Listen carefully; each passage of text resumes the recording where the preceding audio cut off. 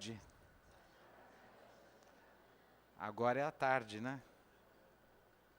Que também é muito bom, né? Eu tenho ouvido muita gente, ai, que horror. E as lições dos intérpretes do Evangelho, de Emmanuel, né, de André Luiz, é sempre no sentido de que quando a gente se queixa, o sofrimento piora. Então, cada vez que a gente gasta energia, por exemplo, se queixando do calor excessivo, do horário de verão, a gente gasta mais caloria e sente mais calor. Então, assim, o silêncio é a melhor coisa contra o calor. Porque a gente ficando quietinho, eu vindo para cá, estava visitando uma senhora que já faz 1 ano que está na cama. E ela não vai andar mais. E olha que coisa, eu falei assim, e o calor? Imaginando que ela falou, ai, que horror. Ela falou, não sinto. Eu achei uma beleza. Pensei, que bom, né? Quer dizer, porque já imaginou, ir num lugar que não tem ar-condicionado, não tem nada. É só uma janelinha que venta, e ela falou, eu não sinto calor. Então, assim, com a idade, as pessoas sentem menos calor também. O idoso sente menos calor, porque se movimenta menos, quando fica bem idoso, né? Eu não estou falando da menopausa, não. Estou falando daquelas que já superaram, inclusive esse estágio de provação, que é a menopausa, né? Mas sente menos calor. Agora, o perigo, quem tem idoso em casa, e quem já está idoso, é a desidratação. Porque é comum o idoso esquecer de beber água, e aí ele... Viu? Então tem que, quem mora com idoso, etc., tem que se preocupar toda hora em levar uma aguinha. Lá na casa do vovô, a gente passa 1h30, a cada 2 horas no máximo, com os copinhos de água para os nossos moradores, porque eles não atinam, né? E é muito comum a desidratação nesse período, então tem que tomar bastante água. Se der para fazer uma prece e fluidificar a água, melhor ainda. Porque a gente toma água fluidificada o dia inteiro, né? E para fluidificar é simples, é só a gente olhar a água e agradecer por ter a água. Eu tenho me surpreendido, às vezes, pensando nisso. Porque realmente nós temos vivido dias de calor intenso, e eu fico pensando como é naquelas regiões de deserto, áridas, que as pessoas têm um calor igual ou pior que o nosso, só que não tem água, que precisam andar 2, 5 quilômetros para pegar um pouco de água naqueles caminhões. Então, assim, o quanto que a gente ainda é muito feliz. A gente ainda tem ventilador, tem gente que pode ter um ar-condicionado, um aparelho para gelar a água e etc. Então, realmente a nossa vida, seja no frio ou no calor, é uma vida muito boa. Nós estamos tendo muitas bênçãos diferentes daquelas dos nossos antepassados, que na verdade éramos nós mesmos em outra encarnação. Podemos dizer mesmo que estamos pagando no varejo as dívidas que contraímos no débito, porque nós não somos fáceis. É só olhar direitinho para dentro de nós, ver ainda os sentimentos feios que nós trazemos dentro de nós, né? Ainda os afetos que a gente não confessaria para ninguém, para ver que se a gente está assim hoje, imaginemos como a gente devia estar há 500, 800 anos atrás. A gente reclama da violência, dos desastres naturais, dos problemas, mas nós não devemos nos esquecer, por exemplo, que quando nós estávamos encarnados, há cerca de 800 anos atrás, nós estávamos participando das cruzadas. Né? Então, se, por exemplo, quando a gente pensa na Segunda Guerra Mundial, que durou 4, 5 anos, a gente se horroriza, vamos imaginar uma guerra que durou 300 anos.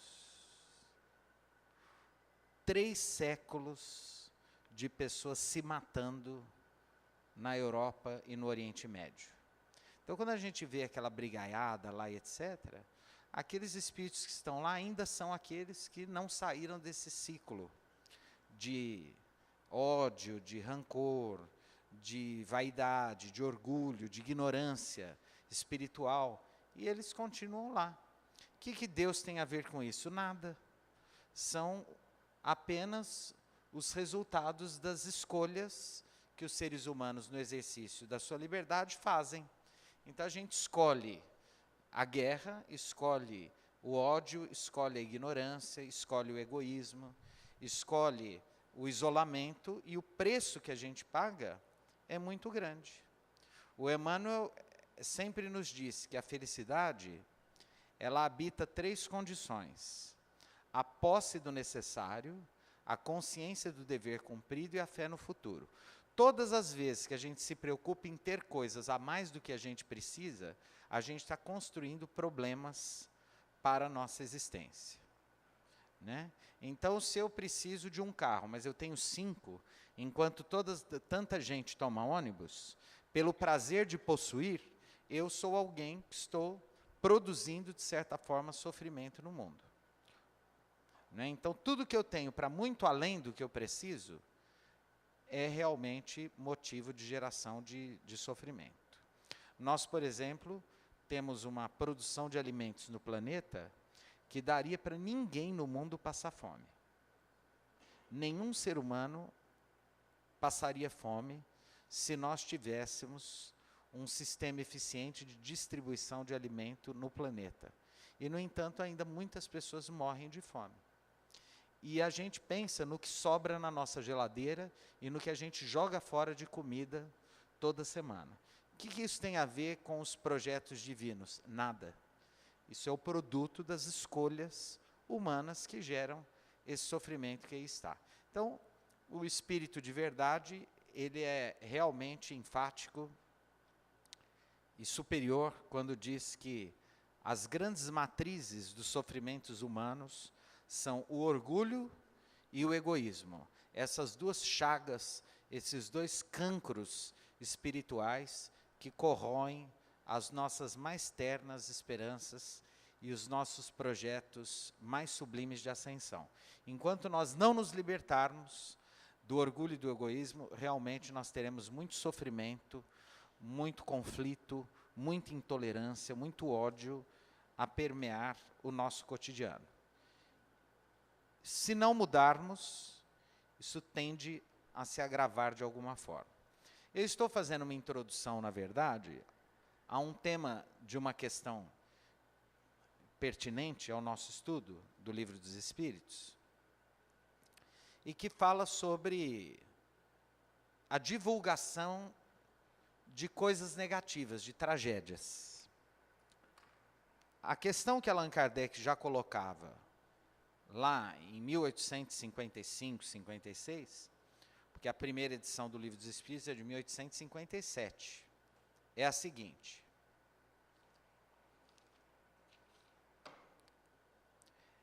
é culpado o que sonda os males da sociedade e os desvenda? Quer dizer, há culpa, há algum mal em ficar pesquisando coisas ruins e descobrindo coisas ruins? E aí os espíritos respondem que isso depende do sentimento que o leva a fazê-lo. Se um escritor só quer fazer escândalo, é um prazer pessoal que se proporciona, apresentando quadros que são, em geral, antes um mal do que um bom exemplo. O espírito faz uma apreciação, mas pode ser punido por essa espécie de prazer que sente em revelar o mal. Então eu fiquei pensando, porque Allan Kardec é contemporâneo de Victor Hugo. Quando Allan Kardec lançou, no dia 18 de abril de 1857, o Livro dos Espíritos, numa livraria no Palais Royal, em Paris, Victor Hugo estava no exílio. Por quê? Porque estava no poder na França Napoleão III, que foi eleito pelo povo, que deveria garantir a república, mas que, tomado pela vaidade, pela ambição, pelo apego ao poder, se proclamou imperador da França, depois daquele movimento todo da Revolução Francesa, do exílio de Napoleão. A França passou por um período republicano, democrático, laico, e Napoleão III restaurou o império na França e restaurou, inclusive, uma aliança com a Igreja Católica. O que na época, não só na França, mas em alguns países vizinhos, fez com que o espiritismo fosse muito perseguido. Para a gente ter ideia, alguns anos depois, na cidade de Barcelona, a igreja reabriu o Tribunal da Inquisição. E uma remessa de livros espíritas, que tinha ido para a Espanha, foi queimada em praça pública, num evento histórico para a doutrina espírita que se chamou o Auto de Fé de Barcelona, em que mais de 500 livros espíritas foram queimados em praça pública. Quando isso aconteceu, os espíritos se comunicaram com Allan Kardec, disseram assim, olha, fique tranquilo que os benfeitores espirituais vão usar isso a favor da doutrina espírita. Isso acabou sendo um grande chamariz. Quem não conhecia o espiritismo ficou pela imprensa sabendo que existia uma religião, uma nova doutrina chamada espiritismo, que a igreja tinha queimado, todo mundo ficou muito curioso e a venda assim, se tornou 10 vezes maior do que aquilo que era. Então os espíritos falaram, ó, vamos ficar tranquilos que isso vai vir a favor da própria divulgação da doutrina espírita. Então já existia isso. Por que eu estou contando isso? Porque Vitor Hugo teria lançado, então, contemporaneamente à codificação do espiritismo, o seu romance mais célebre chamado Os Miseráveis, Les Misérables. E foi um grande sucesso. Quer dizer, o que é Os Miseráveis? É um romance em que Vitor Hugo destrincha. Ele vai lá nos bueiros de Paris, descrever e narrar como era a vida das populações miseráveis. Né? Tem aquelas situações em que ele descreve os miseráveis comendo ratos, né? Nos bueiros de Paris, debaixo daquelas pontes. Né? Paris, há pouco tempo, era uma cidade urbanizada. Né? Há poucos anos atrás, era uma cidade com esgoto a céu aberto. Aliás, as cidades do mundo há 150, 200 anos, pensam que não tinham esgoto. Então, quando a gente vê filmes de época e etc., todo mundo vê aquelas roupas bonitas, aqueles palácios, mas não tem jeito do filme reproduzir o cheiro. Era um horror viver naquela época. Porque não tinha esgoto, não tinha saneamento, não tinha ar-condicionado, né? No calor era um horror, não existia processo de embalsamamento. Então, cadáveres, por exemplo, ficavam dias sendo velados e apodrecendo os cheiros, né? Os cheiros das doenças. Era terrível aquela época. Né? Kardec pegou um pouquinho ainda disso. E ele faz essa pergunta. E aí a gente pode dizer que os espíritos respondem que se for para gerar uma transformação, isso é útil. Se for para simplesmente explorar o mal, isso é de uma responsabilidade negativa muito grande. E isso me chama a atenção porque, conversando com uma amiga há uns dias, ela estava me dizendo do desânimo dela, do pessimismo. Ela dizia para mim, eu tenho a impressão, ela não é espírita, e dizia para mim, eu tenho a impressão que o mundo está piorando muito, que as coisas estão muito tristes, muito sombrias, que o planeta Terra realmente está vivendo um período muito negativo, muito ruim, muito dramático. E aí ela começa a falar das coisas que ela vê na televisão. Então, situações de perversão, de crueldade, de malignidade, de violência. Então, assaltos, estupros, sequestros. Né? Esses dias me contaram de um homem que ficou aprisionado numa jaula no Nordeste, e acho que o delegado esqueceu ele lá e morreu de sede. Ficou 18 horas debaixo do sol quente, numa jaula, sem tomar água, né? E aí isso é divulgado. Eu não sabia, hoje me contaram uma história dessa, e com crianças. O outro que põe fogo na creche, depois se mata, o outro que atira em todo mundo. E aí, se a gente não tomar cuidado, realmente nós vamos tendo a impressão de que tudo está muito fora de controle, que o mundo é muito ruim, que nada vale a pena, que nada faz sentido e que as coisas estão terríveis, que não tem saída.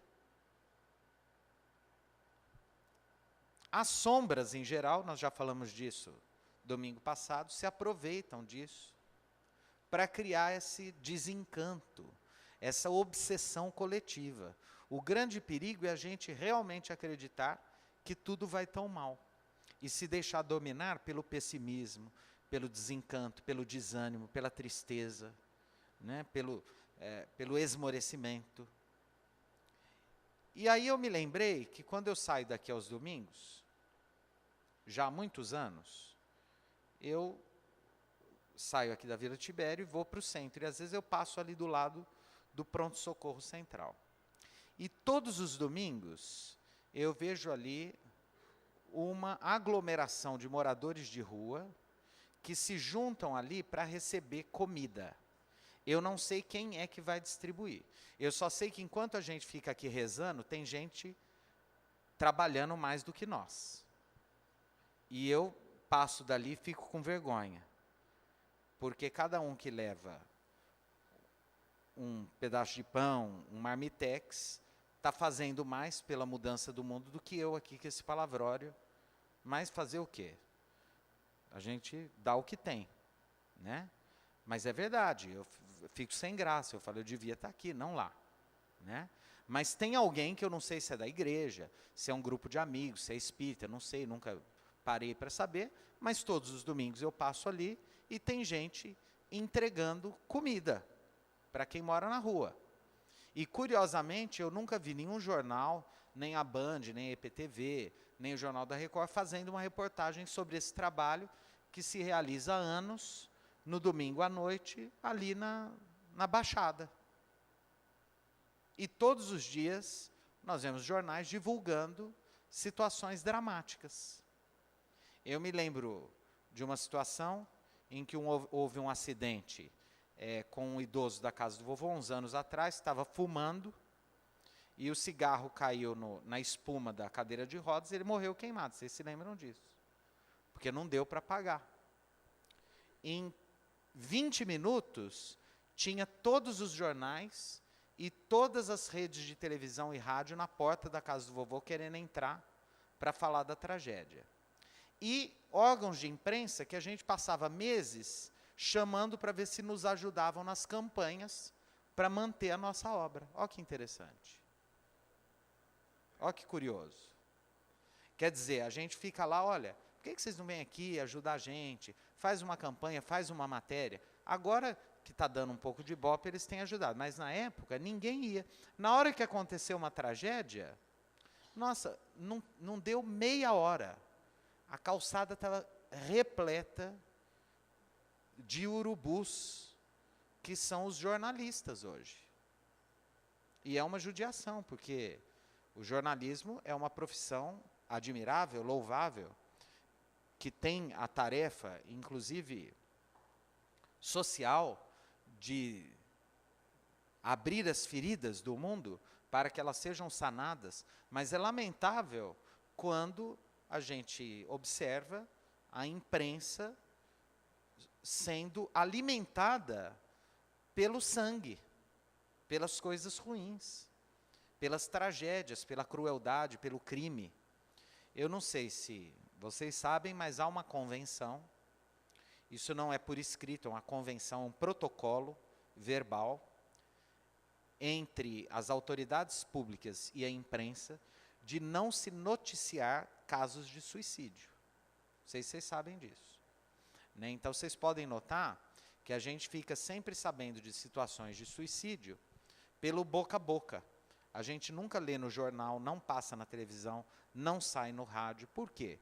Porque quando acontece e é divulgado, aumenta em muito o nível e o número de suicídios naquela região. Então, o sujeito está pensando em suicídio, ele vê divulgada uma situação daquela, ele finalmente se anima e comete o suicídio. Então, há uma convenção muito saudável, muito boa, muito edificante, muito louvável, de não se noticiar casos de suicídio, porque não precisa.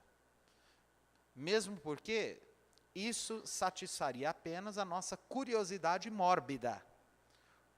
E quando nós nos vemos, nos percebemos, nos surpreendemos, gostando disso, quer dizer, quando a gente se vê sendo espectador de um programa de televisão desses de mundo cão, de tragédia, etc., isso fala muito do que nós ainda somos.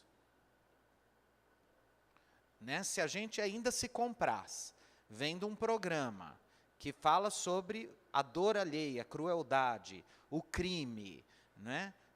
Estimulando o ódio, a intolerância, né? Coisas como pena de morte, né? E etc.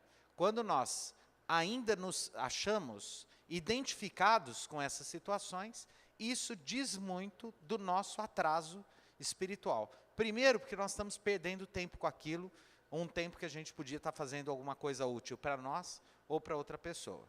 Né? Então, ao invés de ver um programa desses, de televisão, que sobrevive disso, nós podemos ler uma página espiritual, edificante, que enriqueça a nossa alma, nosso intelecto, nossa visão de mundo.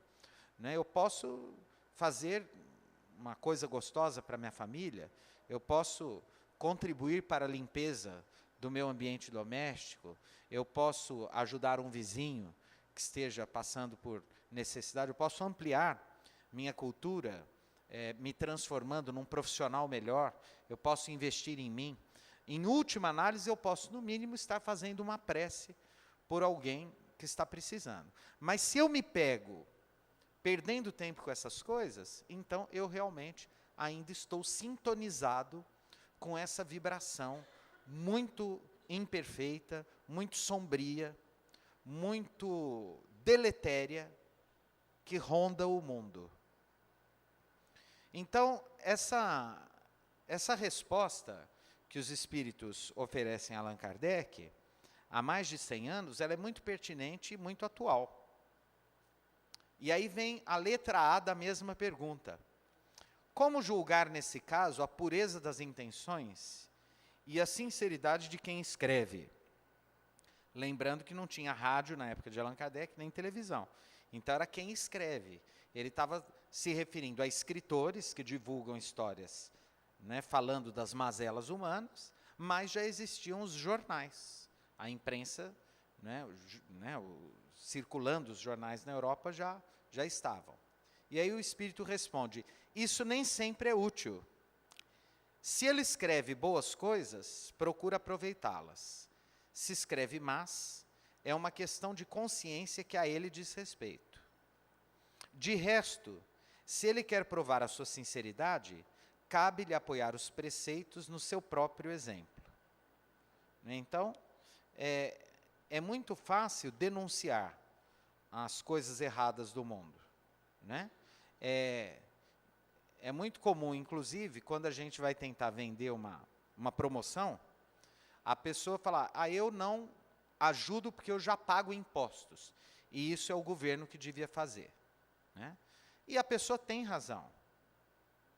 É o governo que devia fazer, a gente paga muitos impostos. Mas como nós somos cristãos, e a dor não espera, O idoso que está precisando de assistência, a criança que está precisando de assistência, o sujeito que perdeu o trabalho e tem filhos e não tem o que comer em casa, ele não pode esperar o país se transformar daqui 50 anos para ele alimentar os filhos. A demanda é amanhã. E Jesus, para nós, que simboliza o modelo, o guia que nós queremos seguir, nos fala da nossa responsabilidade. Né? Aqueles que querem me seguir, que tome a sua cruz e me sigam. A gente, enquanto o governo não faz, tenta fazer alguma coisa. Então, denunciar, né, ver o que está errado e etc., é fácil, é simples.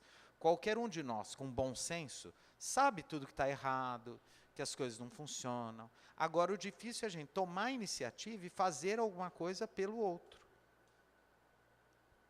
Quantas vezes nós não vemos, por exemplo, médicos que não cuidam da própria saúde,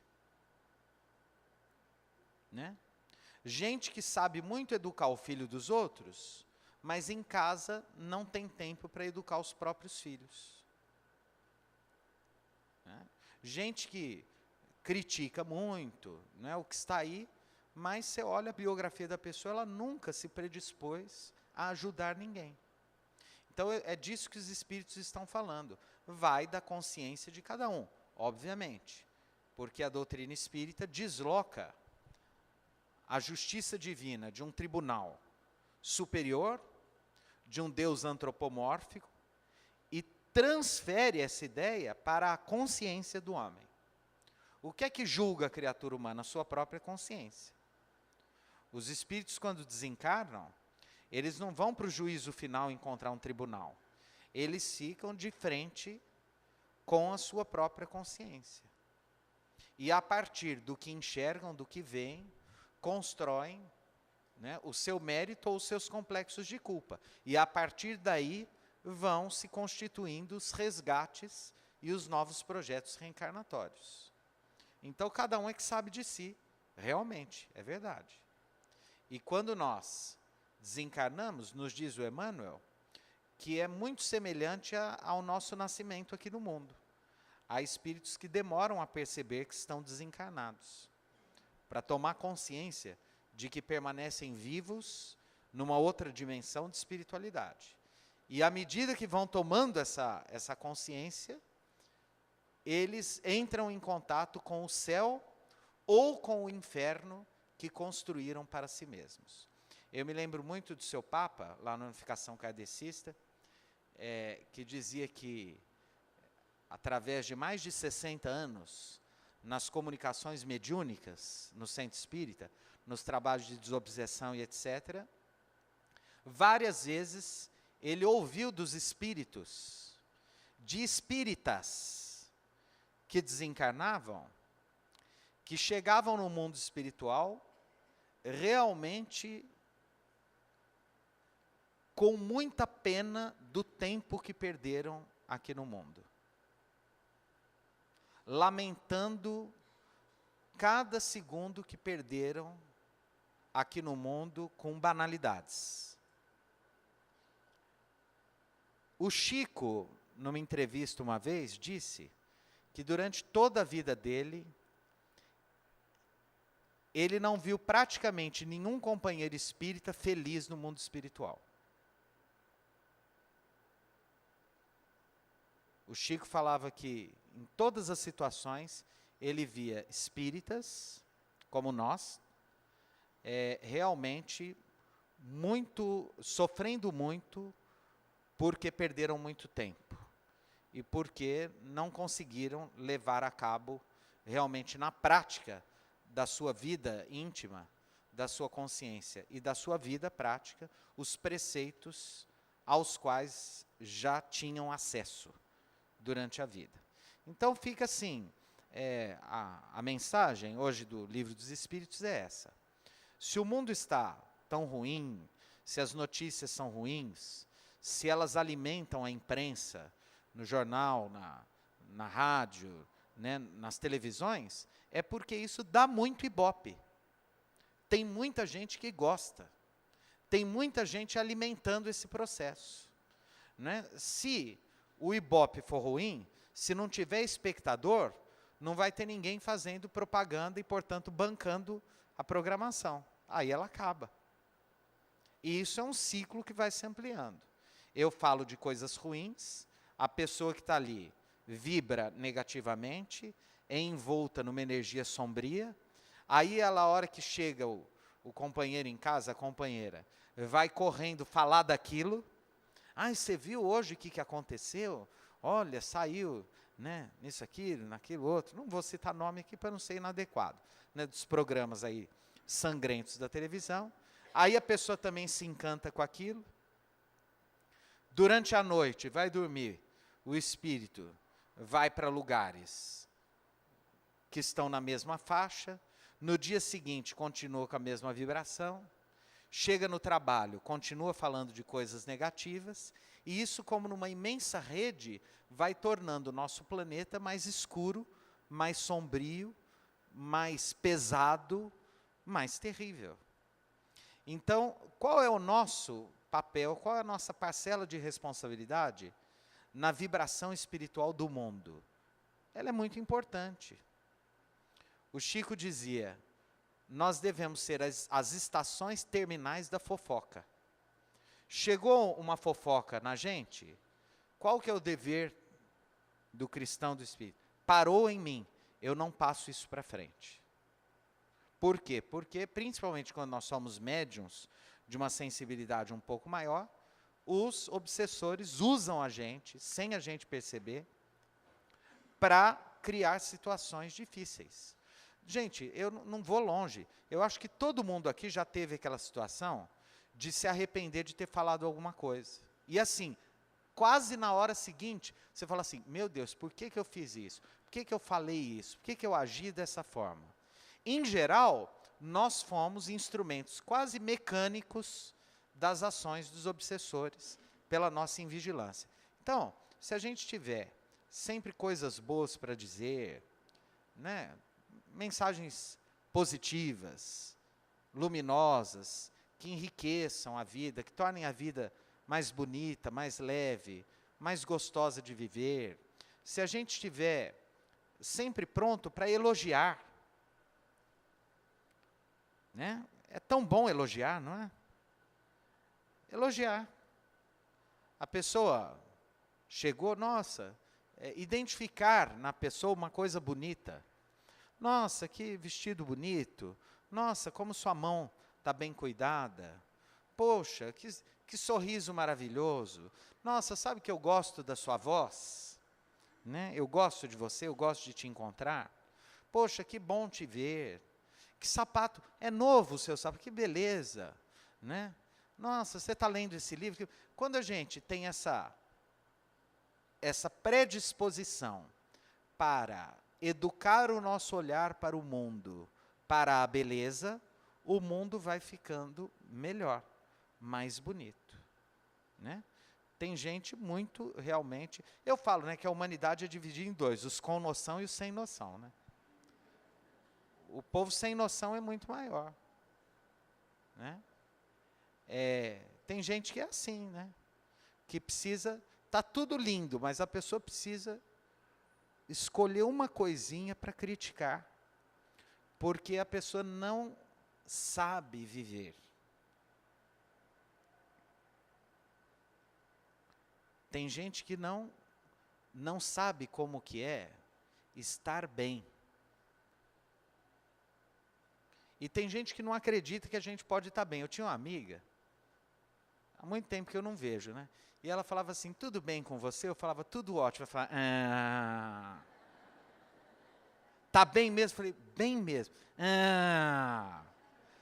Sabe assim, a pessoa duvida que você realmente esteja bem. E é curioso porque é possível estar bem. E isso não quer dizer estar sem problema e sem dor. Porque a dor e os problemas são do mundo. Nós não vamos ficar sem mesmo. Mas estar bem, mesmo com a dor, mesmo com o problema.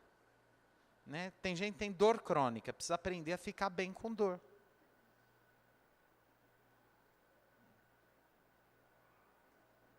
Ok? Tá bom, né? Ontem eu vi um moço falar, eu vou lá no Allan Kardec, a melhor parte é a hora que você termina a palestra.